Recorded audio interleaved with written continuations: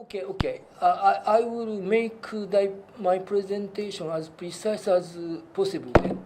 Is it okay? Precise. Or show us a little bit of what, give us a hint. First of all, I would like to know, of course, what is your background, So, are you interested in logical thinking, for instance? No. No. You attended when I talked about critical thinking. Critical thinking.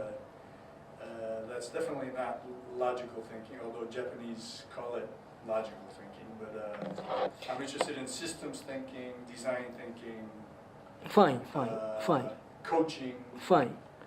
Because I thought some of you came to me because of my spiritual background, for instance. But I don't know that until I ask the question to you.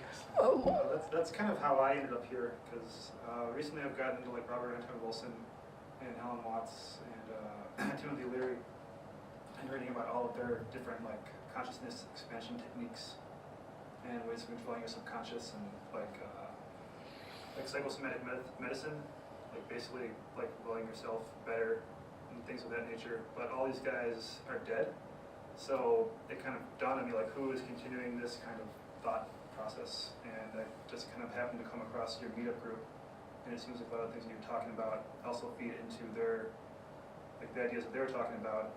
Yours kind of has more of a like academic angle with like the applied linguistics and things like that, but I think it's kind of all fits in the same holistic idea. So.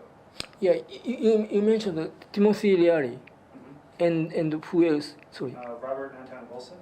Robert Anton Wilson. Yeah. And Alan Watts. Alan Watts. I went to Philip Faber, who was a disciple of Anton Wilson. I went to his workshop in Holland about 10 years ago. So I'm familiar with those, aspects of spirituality with bracket.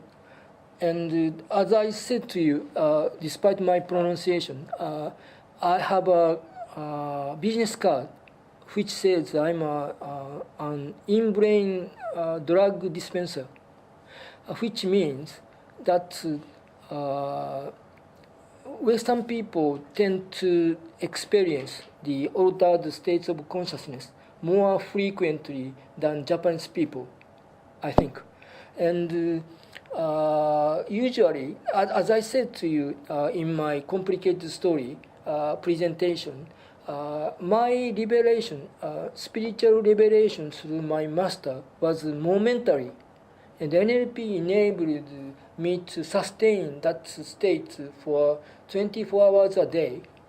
And I found this deed is possible with drug-induced state of consciousness, i.e., if an enlightenment person is there, surely in his brain, in her brain, there are specific ratios of dopamine, endorphin, and serotonin. So what I have found in the last 30 years is simple NLP techniques can reproduce the same ratios of neurotransmitters in another person. So you don't need to depend on any outer substances, including drugs. And I think certainly this is of some interest to you. Oh, definitely, yeah. Oh, yeah. Could you explain to us what do you mean with enlightenment? I mean, what does it mean that word for you? Oh, I think I should have started this presentation with this kind of question answer dialogues. I'm totally sorry. Enlightenment means for me get out of the existing box, whatever the box is, and. Enlightenment means, I think I had this kind of conversation just yesterday with somebody else. enlightenment is not a far out experience where there is no intrinsic problem, but the state of consciousness where one is ready to die at any moment. I guess you could figure out the reason of your life, maybe your existence.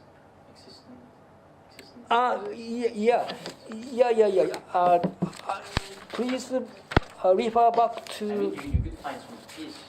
Oh yeah, peace. Yeah.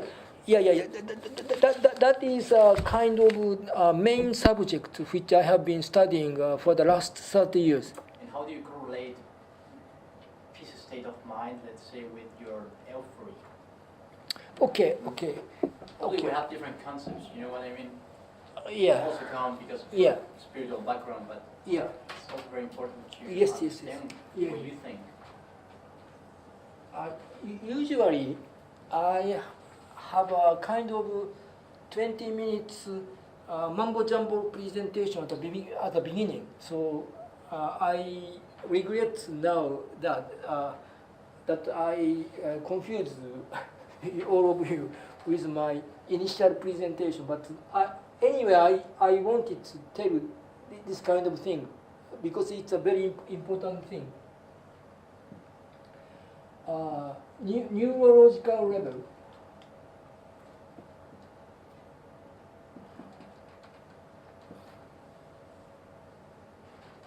By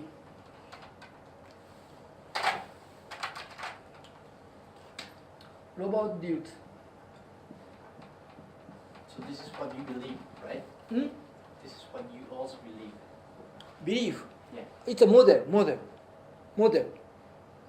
Yeah, model. Model. Okay. So this is the model that you use Yeah, for your explanations. yeah, and nobody knows whether this is true or not. It's a model. But you believe in it. I don't believe that, but I believe the efficacy or usefulness of this But model. probably you can explain what you believe. Do you know about like the dual nature of light waves? How like the light can be a wave or a particle depending on how you observe it, and how actually by observing it, it changes the nature of the thing. It's So clear. I think he's kind of on the same page where it's like this is a model for explaining one particular way of thinking, but it might not necessarily be the truth. It's just like a truth that's convenient to explain. Yeah, Okay. yeah.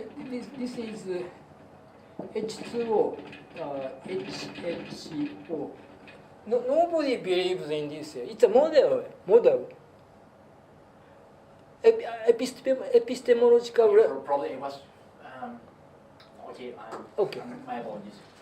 Probably I should you. Yeah. So yeah. you think it's a good representation of how reality works or how the mind works? Or something? That I don't know. But for instance, I can see, hear, smell, and speak. And I process my Japanese language inside my brain. But what's going on in me may be totally different from someone who is blind and who can speak Japanese as perfectly as I can speak, you know. So I don't know whether even I don't know even whether this is correct or a pertinent representation or not. But this representation model has helped me to sustain the so-called enlightened state of consciousness for 24 hours a day, and that's the end of the story. Okay, so it's a kind of bullshit presentation, but still it helped me to achieve something. That's why I would like to share this diagram. Okay, and.